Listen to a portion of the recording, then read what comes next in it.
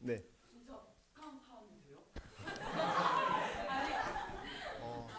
네, 저는 북한에서 태어났다는 증거가 유튜브에 되게 많이 있어요. 네. 유튜브도 하세요? 제가 운영을 하는 게 아니고 아, 그 이제 많은 강의 나오셨었어. 네, 김강우라는 가명으로 활동을 하고 있고요. 네, 여러분들이 전 선생님을 밑에서 배우고 있다는 사실을 말씀드리고 싶었거든요. 네. 고마워요. 진행을 해주시면 될 것 같습니다. 네. 그럼 일단은 여러분들이 가장 궁금했던 것부터 할까 했는데 그것보다는 그 아까 말씀하신 양강도, 해산 그쪽에서 살 때의 뭐랄까 마을 사람들의 어떤 삶에 대한 태도, 마을 분위기 이런 게 좀 궁금한 것 같아요. 여기 계신 분들도 모두 다 중학생이니까 또래 친구들이 뭐 하고 사는지 하루를 어떻게 보내는지가 되게 궁금해할 것 같아서 그 부분에 대해서 좀 이제 이야기를 하고 싶어요. 저는 제가 다녔던 학교는 이제 여러분들처럼 뭐 지하철이나 버스를 타고 다닐 수 있는 게 아니었고 걸어서 30분에서 1시간 정도 되는 거리를 친구들과 함께 계속 걸어서 통학을 했어요. 그리고 뭐 8시쯤 학교에 도착을 해서 수업을 듣게 되면 저는 중고등학교 6년제를 다녔거든요. 그래서 하루에 6수업 정도를 들었는데 그게 오후 1시 반에 끝났어요. 그리고 북한에서는 여러분들도 아시겠지만 아마 급식을 안 줘요. 그래서 배가 많이 고팠었고요. 그렇게 1시 반에 학교가 끝나면 집에 가면 2시쯤 될 거잖아요. 그리고 오후에 다시 또 학교를 나와요. 공부하러 오는 게 아니고 일을 하러 이제 나오는 겁니다. 이제 북한에서는 학생들을 거의 뭐 강제로 노동 어떤 일을 시키냐면요. 애국심을 이제 고취하려는 목적으로 산에 가서 나무를 심는다거나 아니면 이제 비포장 도로가 많아요. 북한은 산이 많다 보니까 그래서 그 도로를 평탄화하는 작업을 학생들을 동원해서 중고등학생들이 이제 흙도 퍼나르고 뭐 돌멩이들도 주워다가 하고 그런 일들도 하고요. 뭐 강하천 정리도 하고 다양한 그런 일들을 시킵니다. 네. 그런 일을 마치고 집에 가는 거죠 이제. 그런 일에 대한 대가는 하나도 없고. 네, 당연히 없죠. 네. 그리고 북한은 또 많이 제가 살던 곳이 위쪽 지방이기도 하기 때문에 러시아에 거의 근접해 있거든요. 그래서 여름에는 너무 엄청나게 시원해서 에어컨이 필요가 없고요. 물론 에어컨을 돌릴 전기도 없지만요.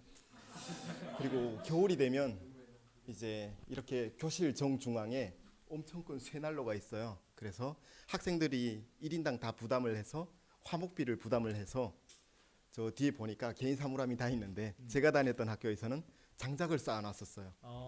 그리고 그 장작으로 겨울에 이제 네, 오전 아침 제일 추운 시간만 뭐 한두 시간 정도 네, 불을 떼면서 수업을 했었고요.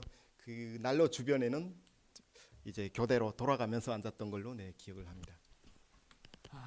그 요런 그 삶이 거의 여러분 부모님까지는 아닌 것 같고 할머니 할아버지 세대면은 아마 이렇게 사셨을 거예요.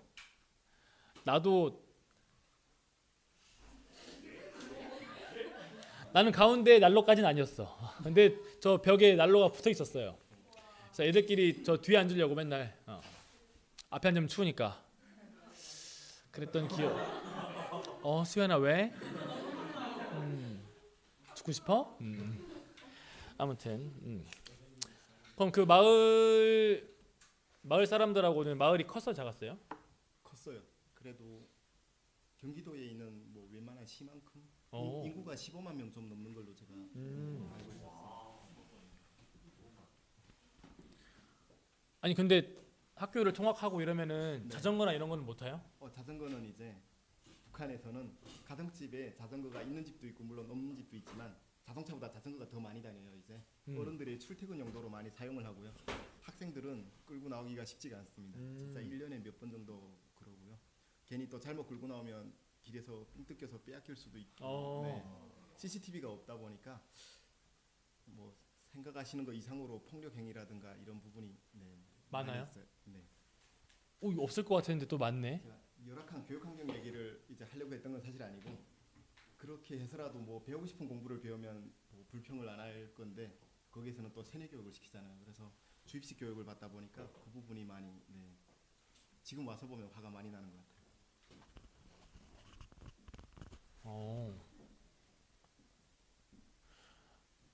혹시나 또 마을 분위기 이런 것들 관련해서 궁금한 거 더 있어요 혹시? 저요. 그 질문 곧 할 거야 회승아. 좀만 기다려줘. 희찬이. 집 어떻게 생겼어요? 그거 이제 구글 지도로 들어가면 찾아볼 수는 있어요. 그리고 그냥 흔히 여기 가평이나 양평 쪽에 가보셨는지 모르겠는데 그쪽에 있는 뭐 펜션 비스무리하게 다들 생겼어요. 근데 북한에서는 2층 집을 지을 수가 없어요. 개인이 왜요? 빌라나 2층 집을 지을 수가 없고요. 국가에서 규정해 주는 어떤 아파트 형식의 살림집이나 단층 집들을 이제 많이 지어가지고 다들 그런 데서 생활을 하고 있어요. 그리고 마을 분위기를 아까 말씀하셨는데 저는 지금 살고 있는 집에서는 옆집에 누가 사는지 당연히 모르지만 그때 제가 살았던 곳에서는 당연히 동네 어르신들이나 뭐 사람들 만나면 인사하고 그분들 뭐 무거운 거 짐을 끌고 가거나 들고 가시면 들어드리고 되게 화목하게 잘 지냈었습니다. 또 순서. 혹시 주체 사상탑 있나요? 네 있어요. 그 탑이 곳곳에 있나요? 아니요. 제가 평양에 5번 정도 가봤었는데요. 여러분들 나이 때 제가 평양에 고모들이랑 뭐 삼촌들이랑 친척들이 좀 있어가지고 평양에만 주체사상탑이 있고요. 그거는 철로 지은 게 아니고 돌로 지은 석탑이에요. 네, 그래서 세계에서 뭐 제일 높다고 하는데요. 지방에는 없어요. 지방에는 김일성의 어떤 뭐 전투 업적을 기리기 위한 어떤 기념탑 형식의 동상이나 그런 것들만 있습니다. 유단이. 저는 아까 처음에 말씀드렸는데 22살 때 탈북을 하다 보니까 제가 고등학교를 18살에 졸업을 했거든요. 그리고 4년이라는 시간을 거기에서 제대로 된 직업을 가진 적은 없었고요. 무직으로 먹고 살기 위해서 이제 21세기에 산에 가서 밥 온 달도 아니고 나무를 땔감을 하러 다녔었고요. 그리고 중국에 몰래 밤이면 이제 쇠덩이나 코철이나 이런 걸 밀수를 많이 하거든요. 이제 그런 일을 쇠덩이를 50kg에서 60kg 정도 매 나르고 물론 돈 있는 사람들이 그런 장사를 하겠지만 저는 짐꾼으로 이제 돈을 받고 쌀 뭐 한 3, 4kg 정도 받았던 것 같아요. 하룻밤에. 그런 일들을 하면서 봄에는 뭐 산에 약초 캐러도 다니고 다양한 일을 하면서 지냈습니다. 오케이. 저는 그래서 두 번째 질문이 뭐였냐면은 그 마을 안에서도 이 사회주의에서는 계급을 싫어하잖아요. 네. 근데 평양이랑 평양이 아닌 지역 간의 계급이라는 게 사실상 존재하잖아요. 네, 평양이랑 그 외 지역으로. 마을 안에서는 계급이 없을까요 혹시? 그거는 이제 경제적인 어떤 측면에서 잘 사는 집과 뭐 권력을 가진 집과 뭐 이런 집들 간의 차이가 좀 있는 것 같아요. 그럼 그런 집들도 집은 똑같이 이 2층짜리 집으로 만들어요? 2층으로 못 만들고요. 집은 다 단층인데 집의 어떤 크기라든가 이런 부분에서의 차이가 있습니다. 그럼 그 사람들은 왜 부자고 나머지 사람들은 왜 가난하죠? 일단 먼저 저의 가정을 예를 들어서 말씀을 드리면 제 할아버지가 그 흔히 얘기하는 옛날 어르신들 얘기하는 빨갱이 출신의 어떤 도지사까지는 아니지만 그 밑에 있는 간부였어요. 도당에서 일을 하셨고 그래서 저희 집엔 항상 붉은 표지로 된 책이 엄청나게 많았어요. 김일성의 일대기에 관한. 그래서 할아버지가 살아 계실 때는 되게 그 권세를 누렸다고 하긴 좀 그렇지만 잘 먹고 잘 살다가 권력도 중요하고 돈도 중요한 게 그 북한이 지금은 거의 빈부 차이가 많이 심해지면서 권력만 가지고는 먹고 살기 힘든 시기가 왔고요. 돈 있는 사람들이 요즘은 오히려 돈으로 권력을 살 수도 있고 더 잘 사는 것 같더라고요. 그 돈 있는 사람들은 돈을 그러면 대체로 어떻게 불법적인 일이나 뭐 뇌물 행위가 일단 성행을 하고 있고 그리고 뭐 불법적인 사업으로 중국과 밀무역을 한다거나 그냥 보위부 출신의 어떤 그러니까 국가에서 정해주는 어떤 공무원과 비슷한 어떤 제복을 입은 사람들은 다 잘 먹고 잘 살고 있습니다.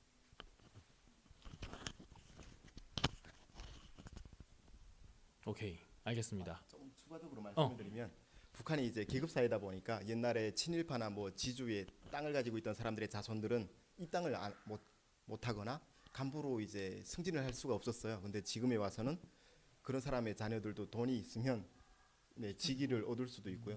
많이 바뀌고 있어요. 돈이 제일 최우선이네. 제일 궁금했던 것 중에 하나인데 아마 여러분들도 여기 세 번째 질문이 다 적었어요. 한 30명 중에 25명은 적은 것 같은데 북한으로의 탈주를 결심하게 된 배경, 이유, 과정, 네, 한번 쫙 이렇게. 좀 긴 얘기가 될 것 같은데 네. 제가 17살 때 이제 고2 때 그 북한에서는 일주일 정도 군사 훈련을 나갑니다. 그래서 노동청년 저기대라고 불리는 그 아까 질문했었던 AK-47이라는 자동 소총을 이제 사격하는 훈련을 했었고요. 지금도 군인들이 그 총을 이제 사용하고 있고요. 그 해에 저희 아버지가 먼저 탈북을 하셨다가 중국에서 붙잡혀서 북한으로 북송이 되셨는데 그 저는 아까 고향이 양강도 해산시라고 말씀을 드렸잖아요. 저희 아버지는 함경북도 청진시라는 곳으로 이제 북송되셔가지고 그 보위부 집결소라는 곳에서 재판도 못 받으시고 그 안에서 조사를 받으시던 중에 매 맞아서 돌아가셨어요. 그래서 그때가 제가 고2쯤 됐을 때인데 제 삼촌이랑 한 250km에서 300km 정도 되는 거리를 겨울에 걸어갔었거든요. 그래서 그 아버지의 시신을 자그마한 산에 돈이 없어서 이제 고향으로 모셔오지도 못했고요. 자그마한 야산에 관도 없이 언 땅을 파가지고 그냥 아버지를 묻었어요. 그래서 그때 아버지를 묻으면서 들었던 생각이 할아버지나 아버지가 이제 북한 정권에 충성을 하면서 평생을 바쳤는데 제 할아버지는 전쟁에도 참 6.25에도 참전을 하셨던 사람이었고 그런 사람이 먹고 살기 위해서 법을 어겼는데 뭐 제대로 된 재판 한 번 못 받고 이렇게 죽이고 나서 그 사망에 대한 어떤 책임을 지는 사람이 아무도 없는 거예요. 그 부분에서 제가 이제 그 세뇌 교육을 받으면서 자랐던 그 모든 것에 대한 의문이 생겼고요.